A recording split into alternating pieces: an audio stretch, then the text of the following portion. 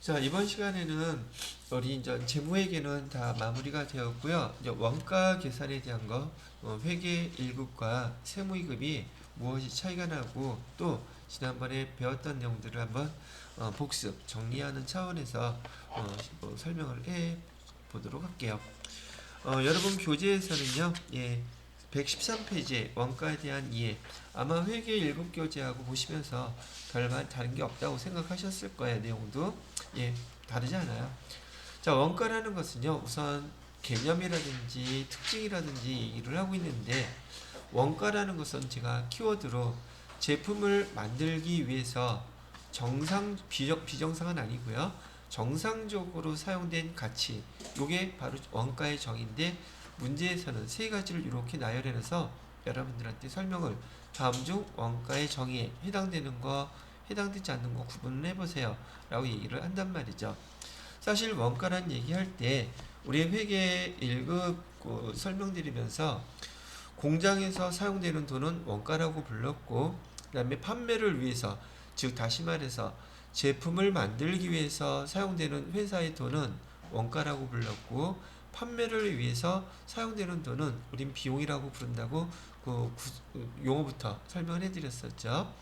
그래서 제품을 만들기 위해서 공장에서 사용되는 돈을 우리는 앞으로 원가라고 할 텐데, 그 원가의 정의는 제품을 만들 때여야 돼요. 제품을 만들 때여야 되고, 그 다음에 두 번째, 정상적으로 사용된 것을 우리는 원가라고 용어를 사용한단 말이죠. 만약에 우리가 제품을 만들기 위해서 보관하고 있던 제공품이나 또 원재료 같은 경우가 정상적이지 않게 파손되거나 못 쓰게 됐다면 걔를 원가로 보겠느냐는 뜻이에요. 비정상적으로 사용된 발생한 비용은 우리는 원가라고 부르지 않고요. 이는 영업 외 비용이라고 별도로 처리해야 한단 말이죠. 원가란 용어가 사용되기 위해서는 세 가지가 정확히 일치해야지 돼요. 제품을 만들기 위해서 정상적으로 사용된 그 값어치를 갖다가 우리는 원가라고 부른다. 그러면 정상적으로 사용되지 않은 비용은 영업의 비용으로 처리하거나 뭐 여러 가지가 있긴 하겠지만 결과론적으로는 원가로 보지 않는다는 뜻이겠죠.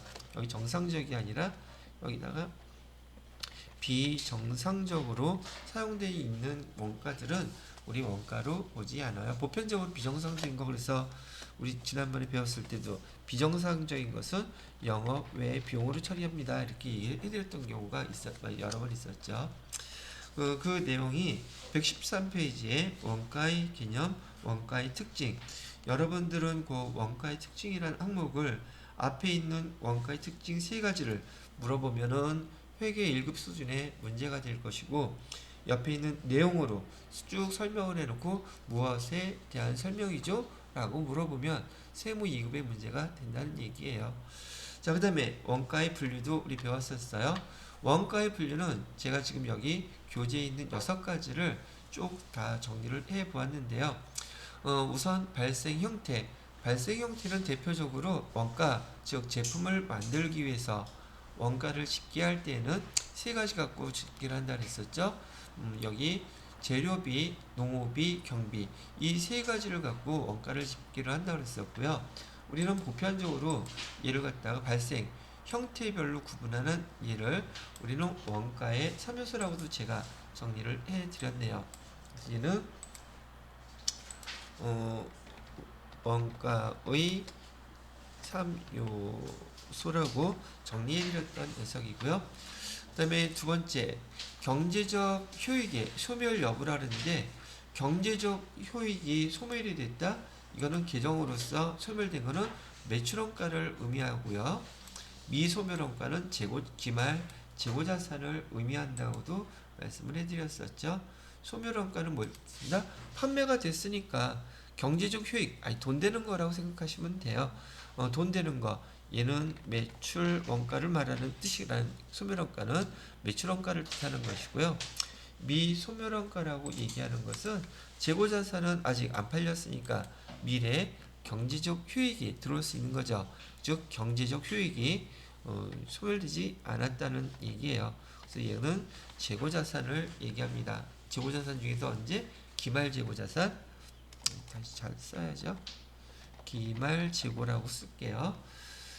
그 어떤 것을 뜻하는 용어인지만 여러분이 구분해서 정리를 해두시면 되겠다는 얘기죠. 자, 그 다음에 세 번째, 원가 행태. 원가 행태는 우리 그래프상으로 상당히 중요하고, 우리 원가 회계에서 이 변동비, 고정비에 대한 게 원가의 핵심으로 많이 사용되는 개념이다 보니까 시험 문제 출제도 아주 많이 된단 말이죠. 그래서 원가 행태 나오면은 변동비, 고정비, 그다음에 준변동비, 준고정비, 여기 구분을 하실 수 있어야 된다고 얘기해 드렸었죠. 우선 변동비 그래프 한번 잠깐 그려만 놓고 바로 넘어가도록 할게요. 변동비의 그래프는 이렇게 우리 조업도가 증가하면 증가할수록, 조업도라는 건 생산량이 될 수도 있고 그 다음에 시간이 될 수도 있다 그랬죠. 그럼 총 원가는 거기에 따라서 비례해서 이렇게 증가한다 그랬죠. 변동비의 그래프예요. 근데 이 변동비가 약간 변형이 되게 되면 우리 실제적으로는 변동비가 작업을 하지 않더라도 이렇게 준 변동비로 바뀌고, 우리 실제 생활에서는 이 준변동비의 그래프가 많이 사용된다 그랬었어요. 그 다음에 여기 두 번째는 고정비. 고정비는 조업도가 증가하더라도 여기 총 원가는 항상 일정하다 그랬었죠. 총 원가는 일정하고 얘가 변동이 되게 되면, 변경이 되게 되면 일정한 계단식으로 금액 내에서는 비용이 원가가 일정하지만 얘 준 고정비의 성격은 어떠한 그 틀이 넘어가게 되면 원가가 뛰는 이런 것들을 우린 준 고정비의 그래프라고 봤어요. 지금 여기 변동비와 고정비에 대한 그래프 두 개를 걸어드렸는데 얘는 총 원가가 이렇다는 얘기죠.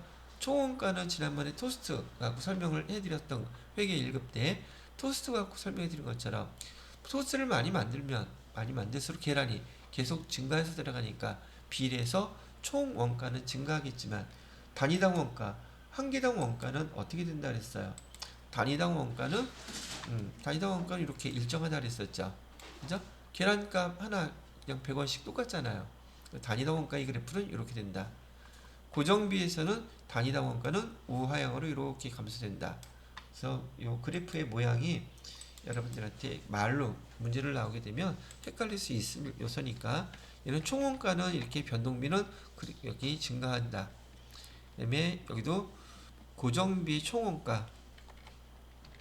총원가는 이렇게 일정하더라. 근데 파란색은 뭐라 그랬어요? 단위당 한 개당 원가요. 그래서 얘는 파란색은 단위당 원가 그래프가 그렇게 돼요. 단위당 원가 그래프가 이렇게 되고, 여기도 단위당 원가 그래프가 이렇게 된다는 거. 그래프의 모형만 갖고도 이거 구분할 줄 알면 또 말로 나오는 문제가 돼도 이해하시기는 그닥 어렵지 않으실 거라고 얘기해 드렸다는 얘기죠. 자, 거기에 대한 내용은요, 114페이지에 우리 회계 1급에서 봤던 내용하고 거의 틀린 것도 없이 똑같이 나와 있어요. 그죠? 그럼 이 파트는 제가 복습만 지금 잠깐 한번 해드리고 여러분이 차근 읽으시면서 문제 풀어보시고 그러면 다시 한번 복습하는 게 될 거예요. 새로운 걸 배운 게 전혀 아니니까요. 자, 그 다음에 원가 행태에 대한 것은 중요하다고 생각이 들어서 제가 빨간색으로 표시해놨고요. 통제 가능성에 대한 원가 분류는 통제가 가능하냐, 통제가 불가능하냐. 통제 가능한 것은 직접 재료비처럼 거래처를 바꿈으로 인해서 관리자가 원가를 조절할 수 있는 것, 그런 내용들을 통제 가능 원가라고 불렀고, 통제 불가능 원가라고 얘기하는 것은 감가상각비나 임차료 같이 벌써 픽스되어 있는 그런 금액들은 통제가 가능하지 않다. 통제 불가능 원가라고 불렀었어요. 자, 그 다음에 추적 가능성에 의한 원가 분류 방법도 되게 중요하다 그랬죠. 왜냐하면 우리 원가에서 앞으로 계속 사용해야 될 원가의 용어가 바로 이 추적 가능성에 의한 원가 분류하고 여기 발생 형태에 의한 원가 분류, 얘가 두 개가 결합된다 그랬죠. 결합돼서 앞으로는 매트릭스로 총 6가지가 나오긴 했었지만은 원가를 앞으로 집계할 때는 우리가 추적 가능성에 의한 분류로 직접 재료비, 그다음에 직접 노무비, 그다음에 제조 간접비, 이 세 가지로만 원가 집계할 거예요. 얘기했던 거 기억나시죠? 또 하나 참고로 이렇게 써놓고 난 다음에 직접 재료비와 직접 노무비를 우리 뭐라고 불렀습니까? 직접 재료비와 직접 노무비를 합쳐서 우리는 기초 원가 또는 기본 원가 이런 용어로 불렀던 거 기억하실 수 있으셔야 될 것이고요. 그 다음에 요 밑에 나와 있는 직접 노무비와 제조간접비를 합쳐서 뭐라고 부른다 그랬어요? 얘는 가공 원가 또는 가공비라고 불렀죠. 요 용어들을 구분할 줄 알아야지만이 우리 뒤에 또 원가 계산할 때 요 내용들 많이 사용하고 문제에서도 많이 출제됐던 거 회계 1급 공부하시면서 보셨었죠. 요거 기본적인 걸로 기억하실 수 있으셔야 됩니다. 혹시 여기 발생형 이 용어가 왜 이렇게 나오게 됐는지 또 혹시 까먹으신 분 있을까봐 이 용어는 어떻게 나오게 됐느냐 하면 여기 발생 형태에 의한 원가 분류 여기다 써볼까요? 발생 형태에 의한 원가 분류는 재료비가 있었고요. 노무비가 있었고 경비 이렇게 있었고요. 추적 가능성에 의한 분류 이 두 개가 합쳐져서 여기에다가는 직접비 위쪽에서는 간접 이래 간접비 이렇게 구분해 놓고 지금 얘가 두 개가 합성돼서 우리가 원가 계산을 한다 그랬었죠. 직접비, 간접비는 여기 추적 가능성에 의한 분류 방법 원가에 그다음에 재료비, 노무비, 경비는 발생 형태에 의한 분류 방법. 이를 매트릭스로 정리하게 되면 재료비하고 직접비가 합쳐져서 우리 뭐라고 불렀다? 직접 재료비라고 이렇게 부르는 거고요. 얘는 직접 노무비라고 부르는 거고 얘는 직접 경비라고 부르는 거였었죠. 그 다음에 여기 옆에는요. 얘는 이제 간접자하고 합쳐졌으니까 간접재료비라고 하고요. 똑같이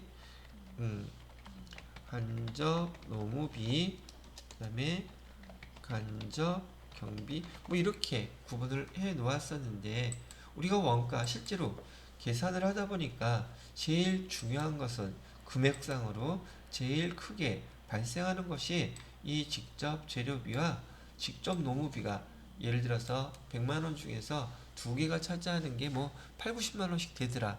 그런데 나머지 것들은 되게 짜질 치더라. 이렇게 얘기한다면 굳이 이 한 개 개정 과목을 세세히 쓸 필요가 없더란 얘기예요. 그래서 필요성에 따라서 나머지 여기 직접 경비와 간접자 들어가는 모든 거 요걸 다 우리 합쳐가지고 계정 뭘로 사용하기로 했다? 여기 제조 간접비라고 사용하기로 했다. 그래서 여기서 나온 원가에 항목들이 이렇게 3개만 집계하게 되면 공장에서 제품을 만들기 위해서 집계되는 모든 금액을 다 집계할 수 있다고 얘기했던 거예요. 다시 한번 지난번에 말씀해 드렸지만 원가를 제품을 만들기 위해서 공장에서 투입된 모든 원가를 계산하는 이유가 뭐라 그랬어요? 제품 하나당 얼마인지를 알기 위해서. 그래서 이 세 가지 제품을 단기에 만들기 위해서 모든 들어간 금액 돈이 예를 들어서 1,000원으로 집계가 됐다면 우리는 뭘 알고 싶다는 얘기예요. 한 개당 얼마인지 알아야지 제품을 한 개당 얼마인지 알아야지 팔 때 이익을 붙여서 팔 거 아니겠어요. 그럼 여기 10대가 금액은 1,000원이 발생했는데 제품의 개수가 10개가 만들어졌다면 그럼 제품 하나당 얼마인지 알게 되죠. 제품 하나당 얼마가 돼요? 100원이죠? 여기다가 2 붙여서 팔면 되잖아요. 그래서 이런 걸 알기 위해서 원가를 집계합니다 라고 얘기해드렸던 거예요. 그럼 이렇게 원가 제품이 만들어지기 위해서 원재료가 투입되고 제품이 만들어지고 그 다음에 맨 마지막에 제품이 완성되면 그거 이제 이익 붙여서 팔아야 되죠. 그래서 우리 가격이 제조업에서는 어떻게 구성되는가 봤더니 조금 전에 말씀드렸던 것처럼 여기 직접 재료비, 직접 농업비, 직접 경비 이런 걸 세 가지를 합쳐서 우리 뭐라고 앞으로 부른다? 직접 원가라고 부르는 거예요. 그죠? 근데 직접 경비는 그 금액이 상당히 미비해서 잘 구분은 안 하지만 그래도 직접자가 들어갔으니 아까 제가 여기서 설명해 드렸던 여기 직접 재료비, 직접 농업비, 직접 경비는 얘네들을 다 뭐라고 그런다? 직접 원가라고 부른 거였었어요. 이해됐나요? 그럼 직접 원가에다가 아까 여기 간접자 들어간 거 제조 간접비 더하기 주기로 했었죠. 직접 원가에다가 제조 간접비를 이렇게 더해 놓게 되니까 얘를 뭐라고 부른다? 제조 원가라고 부른다. 그래서 지난번에도 잠깐 설명해 드렸던 것처럼 제조 원가 명세서에 보시게 되면 제조 원가 명세서에서 나타나는 항목이 바로 여기 있는 항목이라고 제가 얘기해 드렸었죠.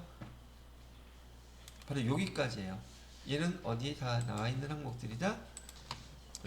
제조 원가 명세서. 판관비가 원가 명세서에 나올 리가 없겠죠. 판관비, 그다음에 매출원가, 그다음에 이런 건 다 어디에 나와요?